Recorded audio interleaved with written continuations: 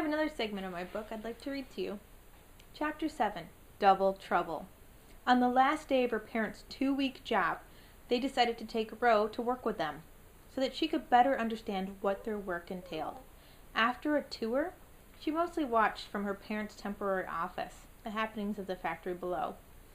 Though after a while, she became bored and decided to check out the vending machines. Roe made sure she had on a hard hat, safety glasses, and hearing protection before she walked across the manufacturing floor. She was looking for the vending machines with the good kind of candy, not the healthy snacks her parents preferred.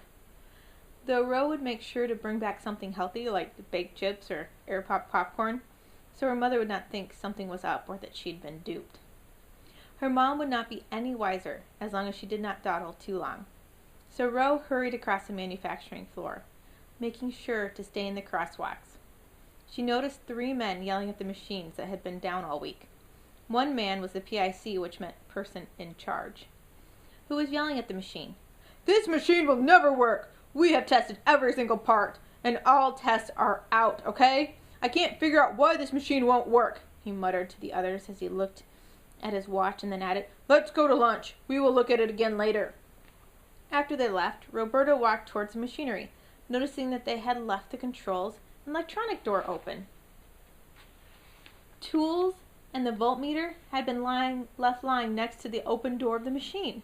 Roe peeked inside the control compartment and thought to herself, "I bet it's a blown fuse."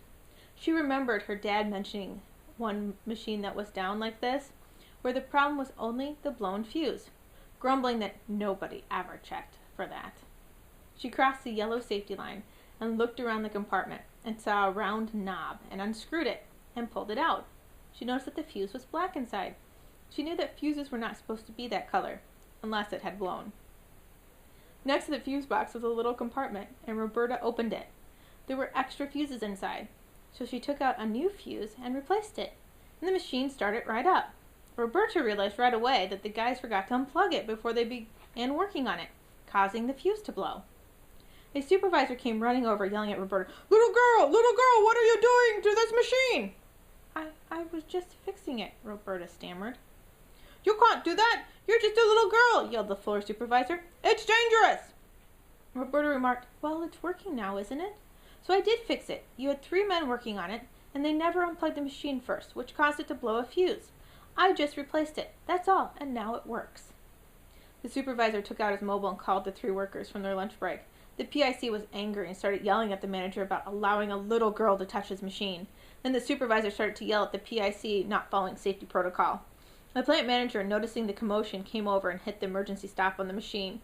He then saw Roe and then had her parents notified, requesting everyone meet in his office. And I leave you with this little segment. To find out what happens to Roe, please read the book. Thank you.